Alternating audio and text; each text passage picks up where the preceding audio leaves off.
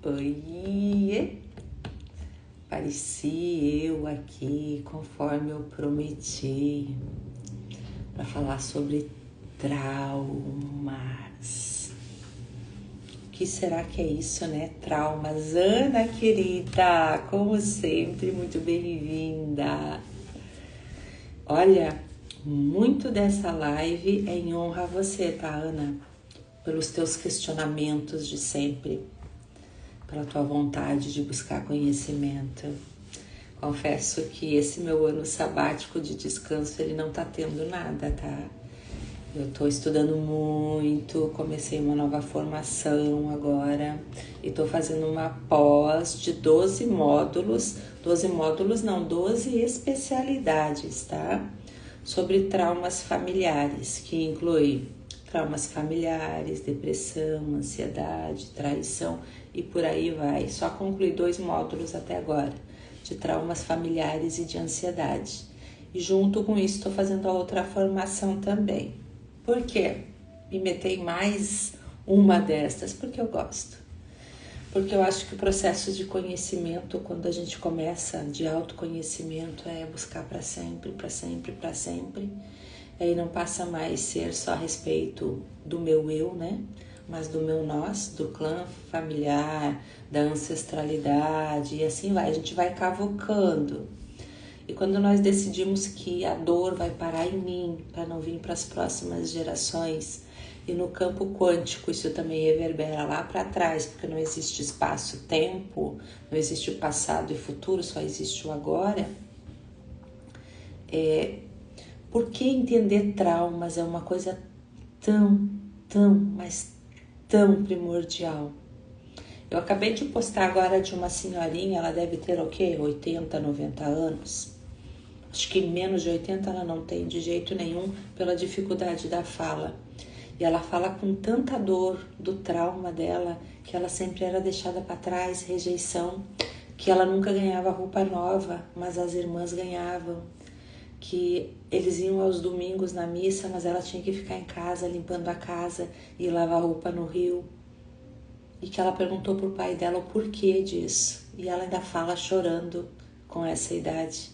Então você entende o que isso vai reverberar nas gerações futuras, essa sensação de não valer, essa sensação de não ser o suficiente, de ter que fazer, agradar para tentar ser vista.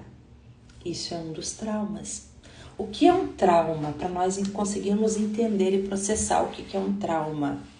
Um trauma é algo que nos aconteceu, que nos feriu, que nos machucou e que a gente não processou naquele momento, engoliu, ficou quieta, se calou, guardou para si. Oi, Maria querida.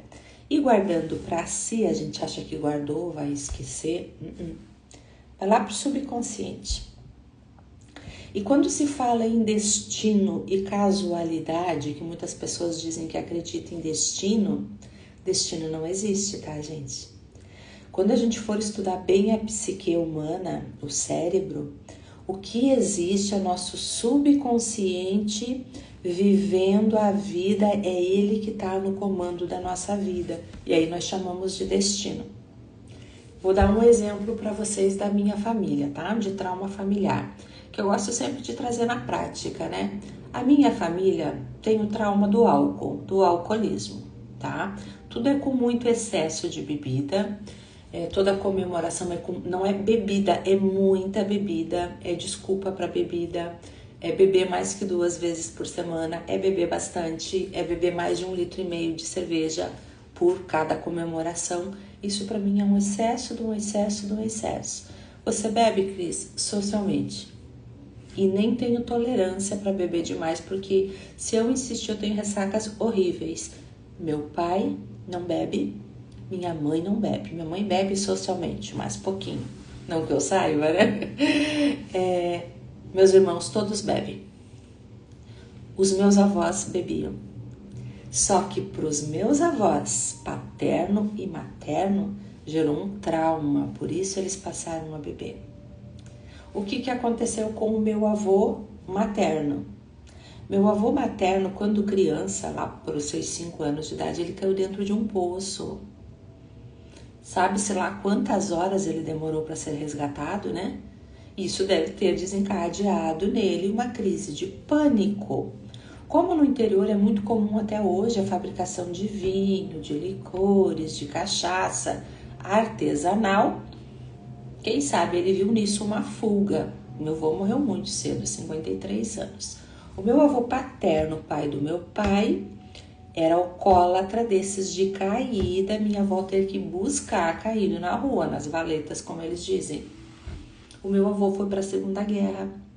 Deixou a minha avó sozinha em casa, grávida de 4 meses. Registraram meu pai, que é o filho mais velho, como homem. Que sorte que eles tiveram, né? Já pensou uma mulher chamando Vicente Rogério? E a minha avó, eu tive a oportunidade, quando eu voltei de Videira para Lages, de me aproximar muito da minha avó paterna e ela me conta todas as histórias. Ela era muito inteligente. Eu pude resgatar muita coisa ali. Ela contava o quanto que o meu pai foi um amparo para ela, enquanto ela tinha todo esse medo. E o meu avô, quando o meu avô voltou da guerra, não sei quanto tempo ele ficou, ele já voltou bebendo muito, se tornou um alcoólatra. Só que a minha avó, muito sábia, sabe aquela história de uma mulher sábia edifica um lar? Ela buscou na espiritualidade dela para tentar reverter, para ela poder suportar esse trauma, né, do marido alcoólatra. Ela teve 10 filhos, pensa bem, gente, 10 filhos e um marido alcoólatra, né? E ela começou a ir para a igreja. Ela se converteu, virou evangélica, foi batizada. Ramona querida. E o meu avô começou a ver esse movimento dela pelo exemplo e por ciúme, que ela se arrumava toda, ela sempre dizia que a melhor roupa era para Jesus, essas evangélicas bem fervorosas, né? E o vô, por ciúme, um dia ela estava no portão pronta para sair, ele disse, hoje eu vou com você, achando que ia encontrar alguma coisa, né? E chegou lá e gostou. Gostou da espiritualidade, gostou de se sentir acolhido, gostou de ver aquele clima de paz, aquela egrégora, gostou de ser conduzido, né? Burak, tudo bem? Gostou de ser conduzido. E aí o que aconteceu? Ele se transformou num novo homem. Se transformou num homem que ajudou a sua esposa a edificar o seu lar. Tanto que tudo que o meu avô recebia, meu avô era muito bem empregado, ele trabalhava hoje é DINIT, né? Ele entregava todo o salário para minha avó, e a minha avó era uma boa administradora e sabia fazer. A família do meu pai, a família da minha mãe não teve esse entendimento, né? Dessas coisas. Então, todos da família do meu pai não bebem. Do lado da família da minha mãe, bebem, porque não processaram o trauma. A família do meu pai processaram o trauma, então isso não veio mais acontecendo. Como isso que eu acabei de postar ali dessa senhorinha, né, chorando porque ela só ganhava roupa usada se as irmãs ganhavam roupa nova. Se as irmãs iam para a missa no domingo, por que ela não podia pelo menos um domingo ir revezar com as irmãs para lavar roupa, né? Para ficar lavando roupa, fazendo almoço. Então, o nosso trauma, hoje, se nós olharmos, ele vem de origem familiar. Fica no nosso subconsciente, nós vamos reproduzindo. E aí nós não sabemos o porquê que nós estamos falando. Ah, é praga familiar. Ah, é destino daquela família beberem. Será que é destino ou será que foi por uma fatalidade que aquilo aconteceu? Como é a história daquela pessoa que cortava o rabo do peixe e foi buscando para geração e geração e geração. Ah, não sei porque a minha mãe sempre fez, porque a minha avó sempre fez, e a avó fez porque ela só tinha uma frigideira pequena e o rabo do peixe não cabia. Então a gente precisa cuidar desses traumas familiares para ver para onde que a vida está nos levando, qual que é o resultado que nós vamos ter com isso. Mulheres escolhendo homens fracos, sensação de menos-valia, abusos, a gente vai aceitando situações abusivas. Cris, mas como é que eu vou saber o que é o trauma que eu carrego? A primeira coisa, quando você começa a tomar consciência do que é o trauma que você carrega, e você só vai saber através do autoconhecimento. Porque se eu não me conheço, eu não sei aquilo que me deixa desconfortável, aquilo que me deixa em estado de alerta, aquilo que me deixa em estado de rejeição. Eu não vou em tal lugar, mas eu não sei o porquê que eu não vou, não gosto, não me sinto bem ali. O porquê disso.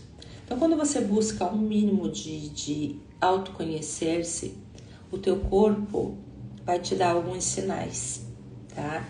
Você vai ver que teu corpo ele vai se enrijecer, você vai ficar tensa, vai doer alguma parte do teu corpo. Antes de ir em determinado lugar, a tua vontade de dizer não, mas você, por ser a boa pessoa, você vai dizer sim, porque você está mais preocupada em agradar o que os outros vão pensar. Por quê?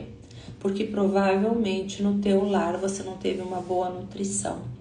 Você foi condicionada a fazer para ser aceita, para ganhar um elogio. Você foi domesticada, adestrada. Culpa da sua mãe? Talvez sim, talvez não. Talvez ela aprendeu assim e está repassando para frente que é assim.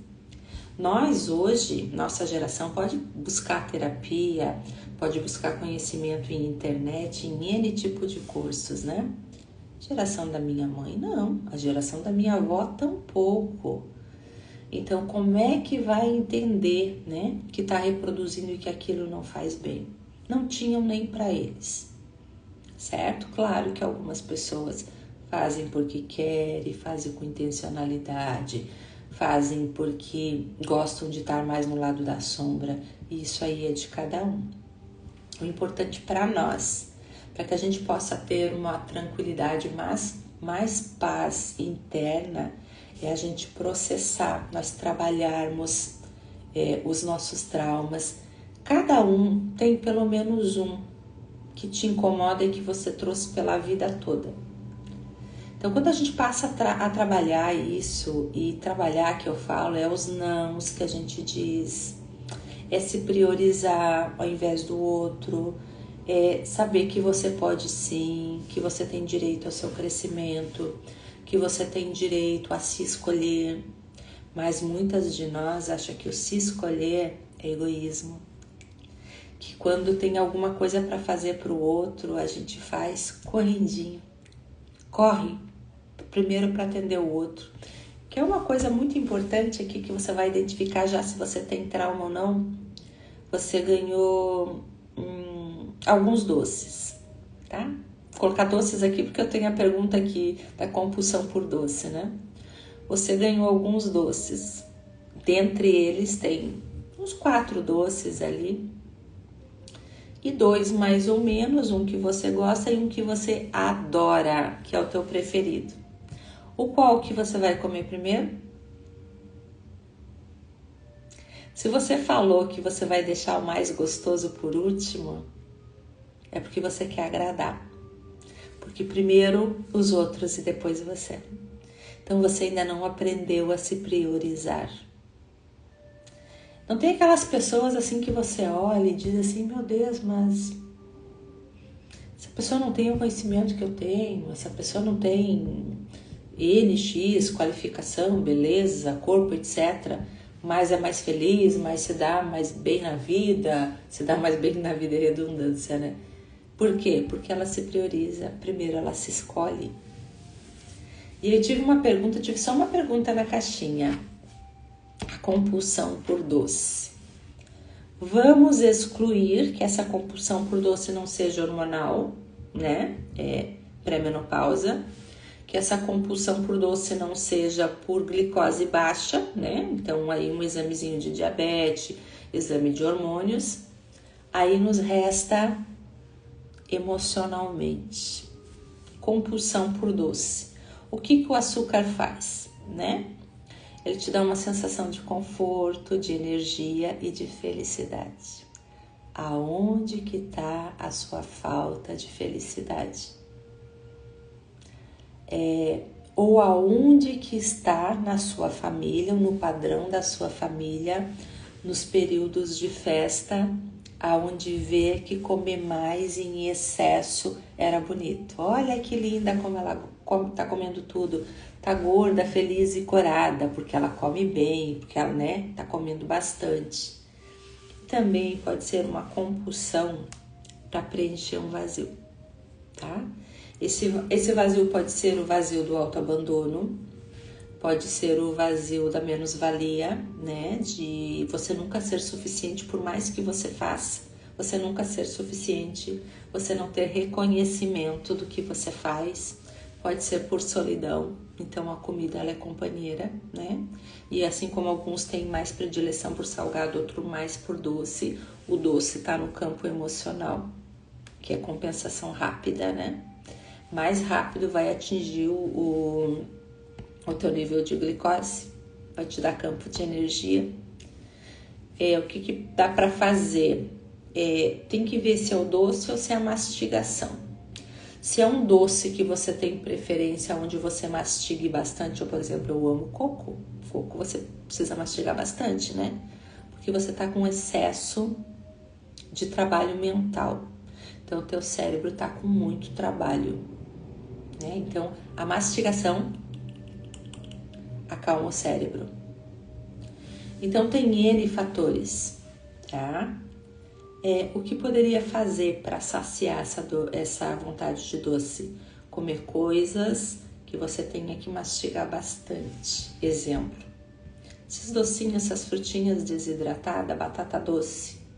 Eu corto ela assim, rodelinha. Não que eu não coma doce, eu como, tá, gente? Eu sou louca por doce, então eu tenho que ter um controle sobre mim. Corta as batatinhas doce em rodelinhas e coloca no forno assar em fogo baixo e vai girando ela até elas ficarem crocantes. Aí quando você tem vontade de comer doce, come umas 10 rodelinhas dessa. Se tiver a consciência de se perguntar o porquê que nessa hora eu tô querendo comer doce. O que foi que desencadeou essa vontade de comer doce? Por que que o meu corpo tá pedindo doce? Corpo, com o que que eu posso substituir essa vontade? É água? É carinho? É toque? É falar com alguém? É necessidade? É mal-estar do corpo?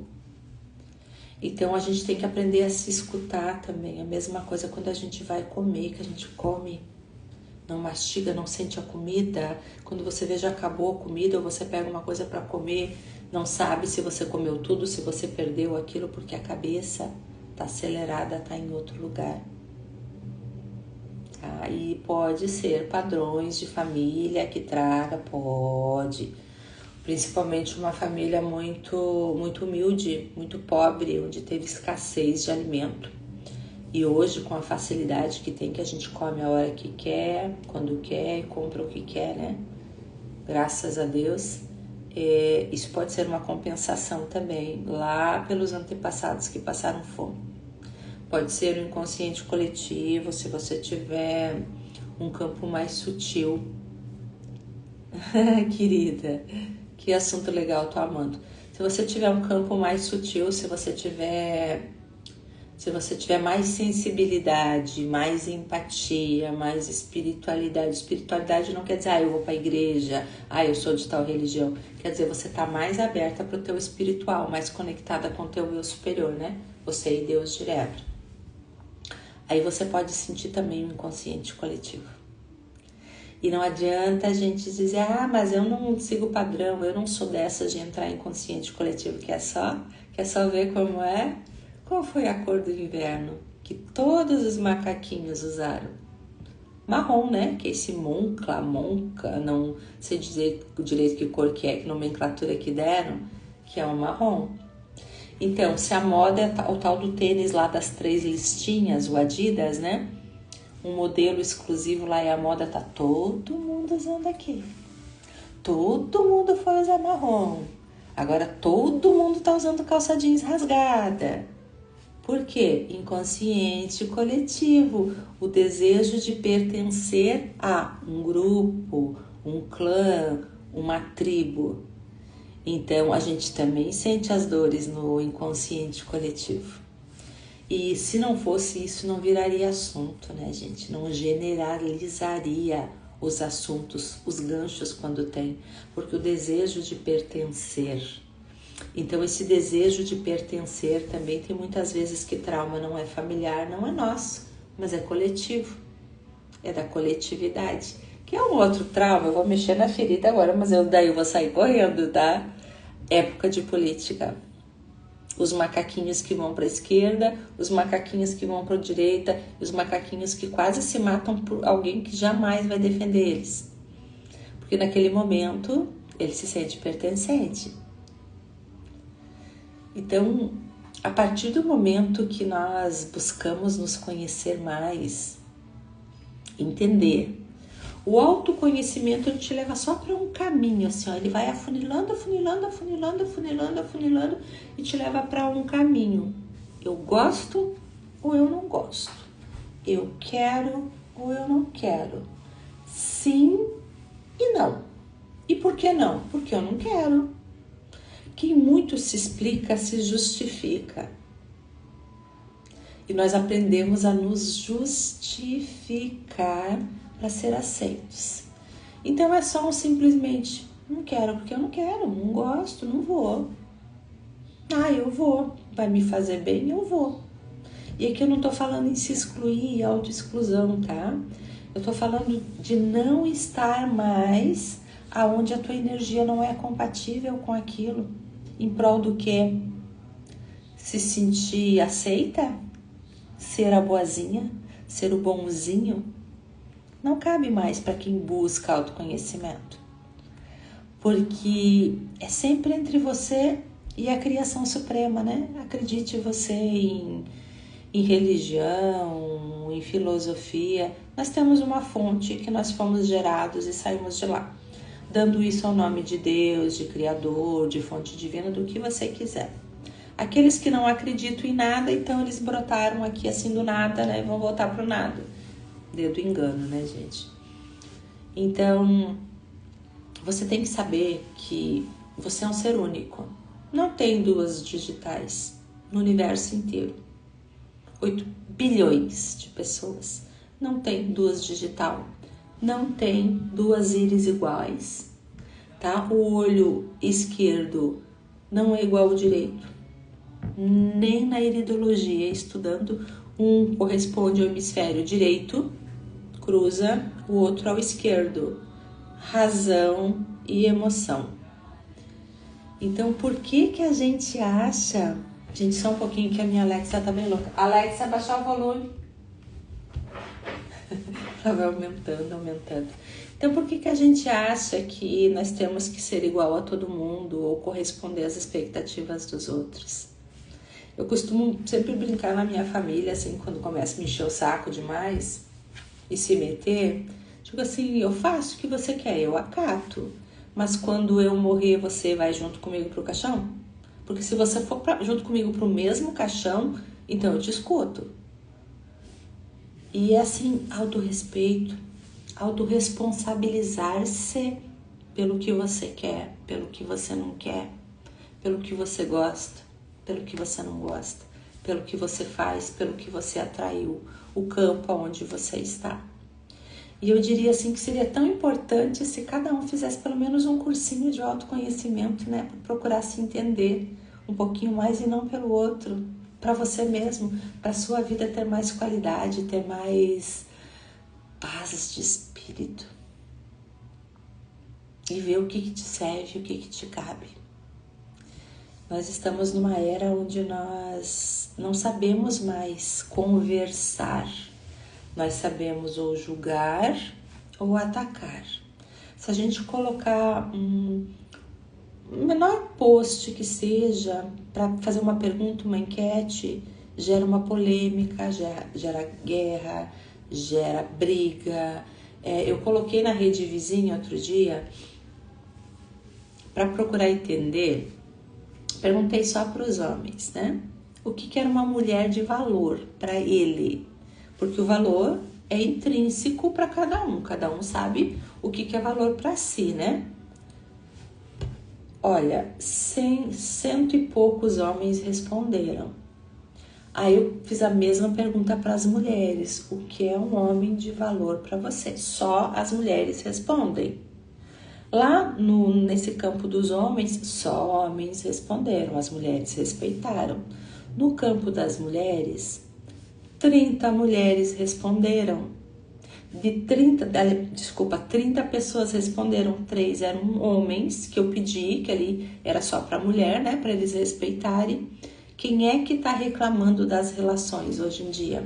Que tá difícil, que não dá para se relacionar, que homem é banana, que nhenhenhê, que isso e que aquilo outro? A mulher.